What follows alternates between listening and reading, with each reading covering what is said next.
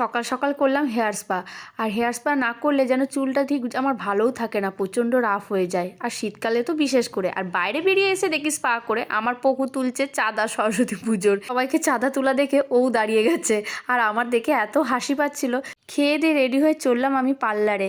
এইদিকে সাজুগুজিও করবো, একদিকে আবার আমার না ঘুমালেও হয় না। দুপুরবেলাতে না ঘুমালে সন্ধে হতে না হতেই আমার খুবই ঘুম পেয়ে যায়। তো কথা বলতে বলতে তো রেডি হয়ে গেলাম। আমি বিকালে যাই না একটাই কারণে, পার্লারে আমার পকু খুব জ্বালায়, তার জন্য এই দুপুরবেলাতে আমাকে যেতে হয়। আর আজকে আমার ব্যাড লাগও হয়ে গেল, যেই পার্লারে আমি যাই সেই পার্লারটাও বন্ধ, আশেপাশে আরও দুটো পার্লার দেখলাম সেগুলোও বন্ধ। লাস্টে আমি আর সুমি ঘুরে এলাম নডিয়ার দিক থেকে। আর সেখানে আর ভিডিও করতে পারিনি, ফটো তুলতে আর রিলস করতে ভীষণই ব্যস্ত হয়ে গেছিলাম।